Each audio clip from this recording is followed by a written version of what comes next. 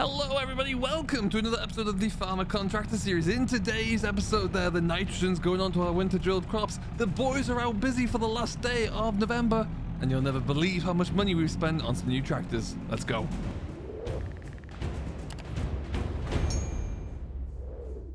Alright everyone, welcome back to another episode of the Farmer Contractor on Greenlands Farm. Hope you're doing very, very well. Today we are out in the fields, just got a little bit of nitrogen put onto them.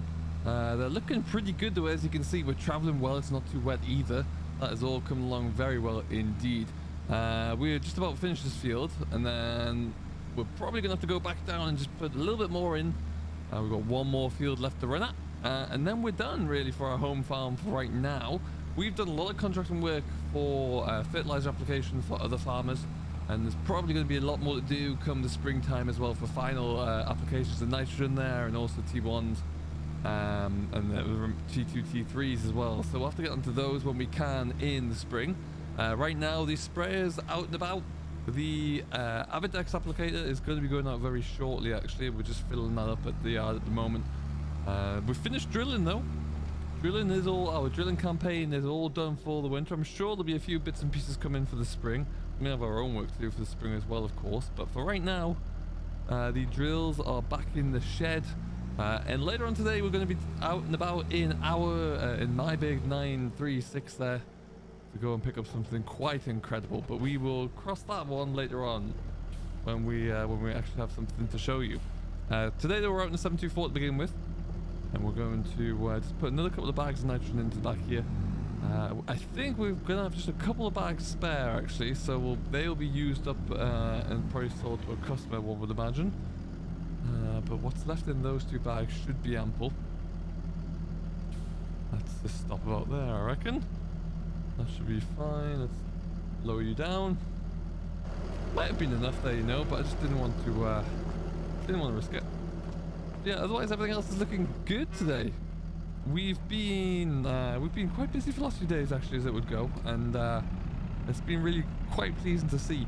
We've seen a lot more custom coming in from a few local bigger farmers as well, who've decided to kind of relinquish a lot of their own day-to-day crop management really, and so almost getting to the point of being in a stubble-to-stubble contract with them, which could be great for us actually. It could be really, really good for us if we can continue to keep that coming through. We will, you know what, I think we might just be okay. Let's go and grab one more bag though, just to be sure there.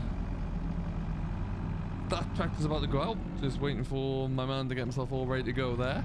And then like I say, we've currently got one of our guys is down at the production depot today, just doing a few bits and pieces down there. Oh, in fact no, we'll finish up, we'll just go with what we've got there for now. So he is selling off a few loads of various different produce there. It's been booming down there actually recently. And then we'll probably have to come and get a bit of muck shipped over there, I think. We're building up our own stores quite nicely now of muck and slurry. The slurry we're going to put out into our own grass when we can. And there's an idea going around my head at the moment to actually put the field over the hedge there into a spring crop. That might actually come to fruition, but we'll see. I'll think about that one. But yeah, the cattle are looking good. They're all well and healthy inside here. Let's get this door closed for them though. They're all eating up like champs. We are expecting a little bit of rain, which is why we're just pushing to get the rest of this nitrogen put on now, so it will get washed in a little bit there. That's ideal. But we should be all good to go.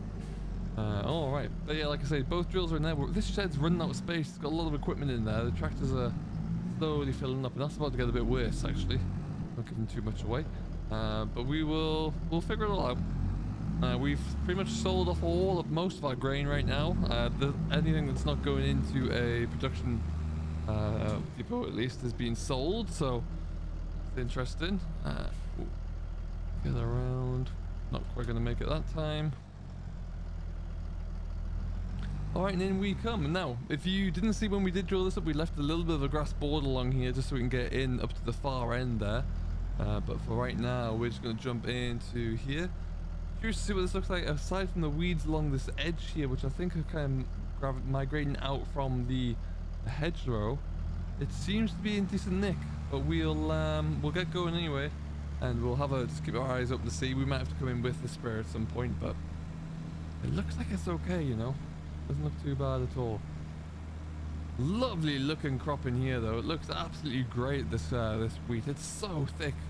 Looks like it's been established very, very well indeed. Going into some good conditions here. The ground was there and really wasn't too wet at all there. A good bit of moisture and got rolled straight away after. And then only a few weeks later did we get a spot of rain or two. So absolutely brilliant. You'll see there's a lot of different numbers and figures bouncing around on the screens at the moment. What is actually happening based off the soil sampling that we have and the data and the information that we've collected is going into these here computers. And that is then connected via Isobus through to the spreader. So the spreader knows exactly how much it's putting out there. It's using variable rate technology, so we know based off the soil samples and the soil condition in this area how much fertilizer we need to put out to help the crops grow. Same thing can be said for the actual drilling of the crops there. Based off the soil condition, you know how many seeds per square meter to apply. So it's all very smart and very clever, but it does allow you to get the highest possible productivity from the ground that you have. So you'll be very curious to see how this all turns out. And in the long run as well, it does save you a little bit of money when it comes to the fertilizer costs. The fertilizer costs are obscene at the moment, so we're able to save quite a bit of money there, which is always good for me and also for the customers as well. So we'll see how that continues. This field's not going to take too long to do, but yeah, it'd be nice to get this one all ticked off.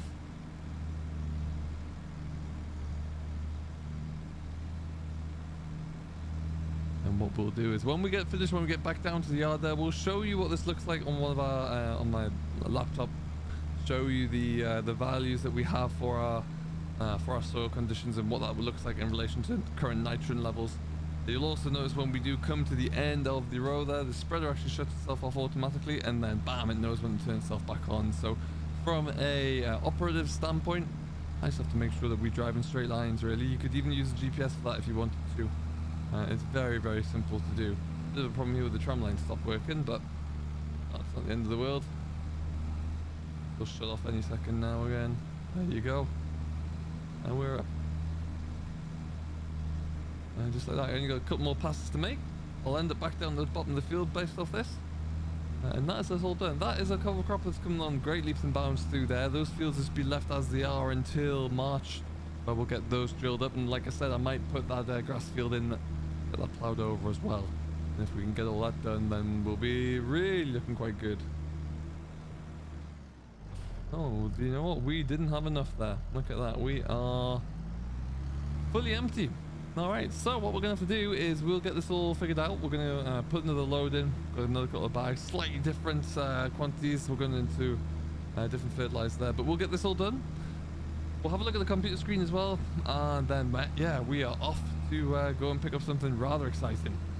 Alright, so as you can see by our fields here we're looking into on our system, we are currently looking at our pH levels, which are a little bit low. What that would mean to me is that we need to continue putting a little bit more lime down on some of these.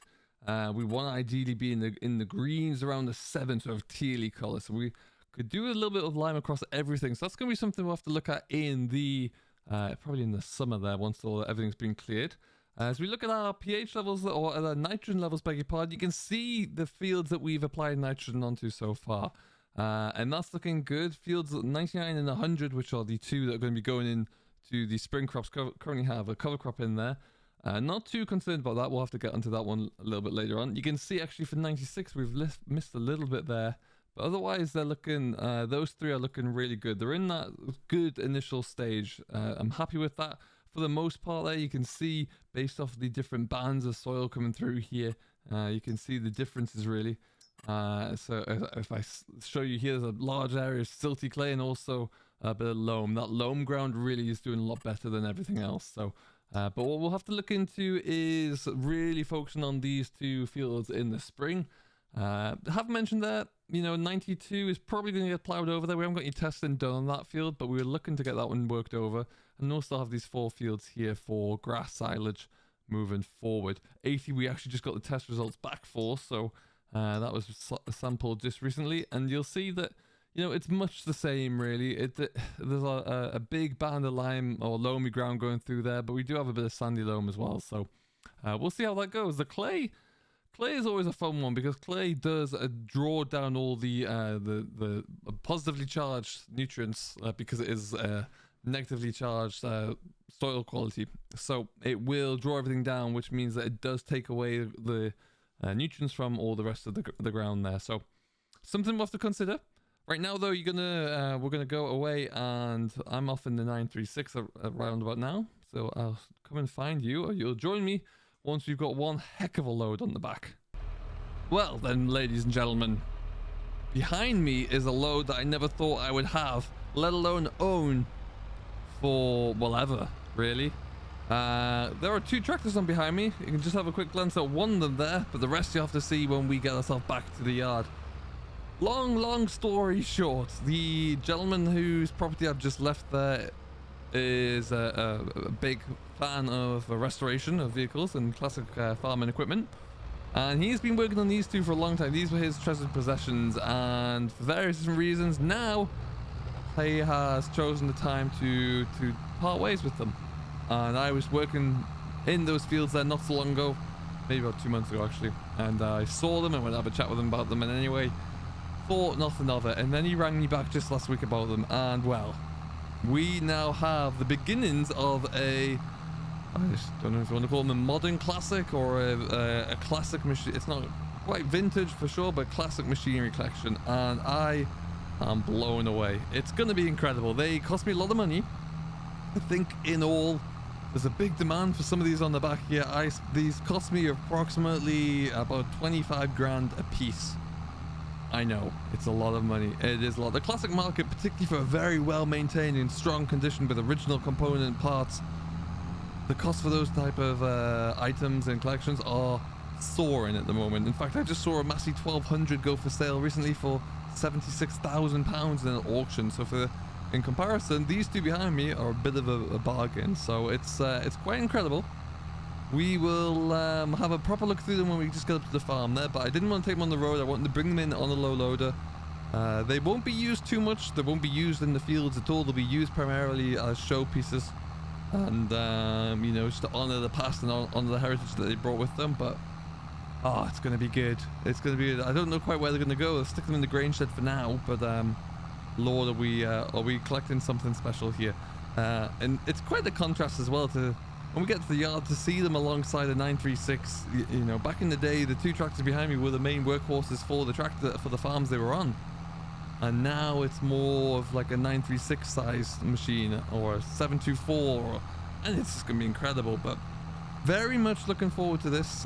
They are in, I can't wait to show you, they're in fantastic condition. The gentleman in question who restored them has put countless hours into each one. He told me that he started the Ford is the first tractor you can see behind me. It's a 7810 Gen 3. He started that one in the early 1990s. It was an estate that came from an arable farm over in Norfolk somewhere. And he said he's put hours into that one. He didn't finish it until early 2000s, or finish it to this specification. So it just shows you how many hours. That's over 10 years of effort. It's incredible. But yeah, it's I'm gonna look after them. They're gonna stay in our sheds there. The lads are gonna be keen to see them as well. They've been talking about these since I told them. Almost more excited about the arrival of these than the arrival of the 724, oddly. But you know, there's a lot of nostalgia around these as well for many people, including myself.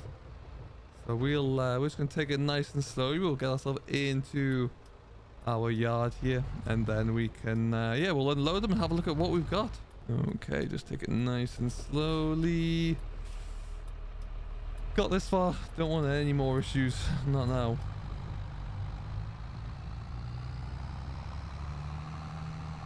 Yeah, just look at the one behind me there. It looks absolutely fantastic.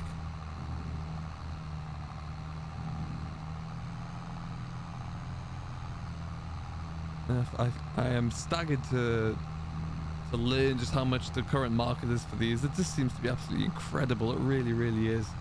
We'll you know, it's almost going to be seen as a bit of an investment at this point, which is incredible to say so, but here we are. Anyway, so what we'll do, I think we'll just stop around about here actually, and let's just get these all unloaded, shall we, and see what we've got to play with. So, like I said, we got one Ford 7810. This is the Gen 3, and then behind it a Case 1455 XL. Absolutely mammoth machine of its time there. It's superb. And this one's even got some strobes on the front of it. It's just incredible to see. This is going to be all singing, all dancing. Like I say, neither of them are going to do any real work, but they're just going to look magnificent wherever they go. And we will just get these unstrapped and let's get these off. I actually saw, and I was looking the other day, something even bigger, a huge old Arctic case, like the very, very, very first. I think it's like a 4450 or something. But no, we decided that these were a little bit more applicable for what we, well, for my farm, really, my collection. So if I can get up here somehow, there you go. But yeah, restored to within an inch of its original condition. It's looking perfect. We fire it up.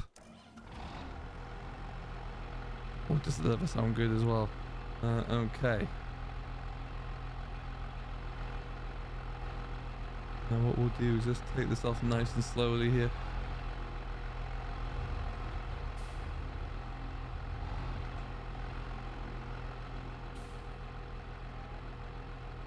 Now the 1455, this has a bit of a fluid clutch in it, so you can actually just press the brake to stop it still, which is pretty cool. First kind of concept that I can recall of, at least. Let's just stick them into here out the way for now.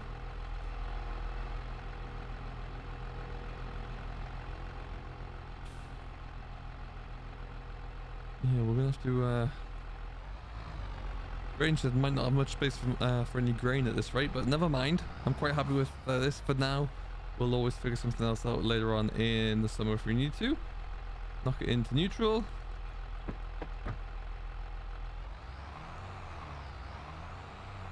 Listen to that.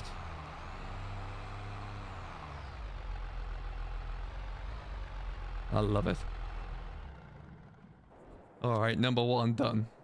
And then my favorite, I could have just got the old Ford, but you know what? The case was just immaculate as well. The 7810 just looks incredible.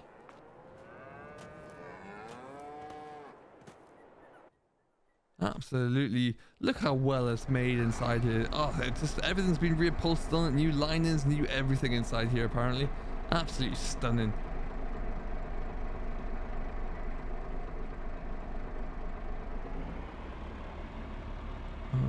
Okay, easy does it.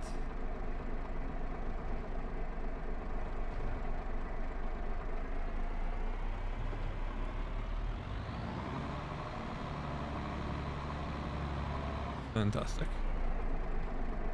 And then we want to go into forward, that'll do.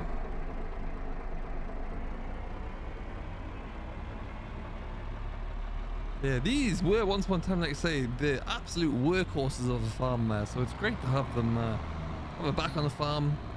Like I said, it's not going to do anything, it's going to leave all the work to the new workhorses of the day, but still, just so brilliant to have back.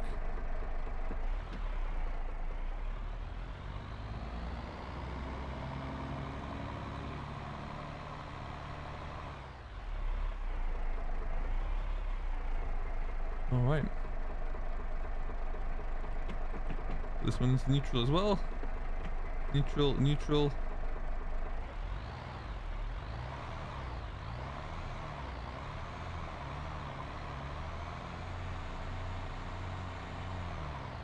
Absolutely sings. What an incredible machine.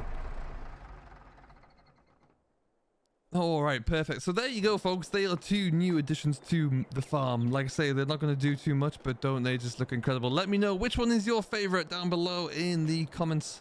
I'll gladly look forward to hearing about that. And for now, well, that's going to leave it for us today. It's a little bit overcast there. The wind's picking up a bit, which might halt our spraying very shortly, but we'll keep an eye on it anyway. And we'll leave it here. So until next time, thank you very much for watching. This has been the latest episode of the Farmer Contractor series. I do hope you have enjoyed, and we'll see you all in the next one. Catch you later.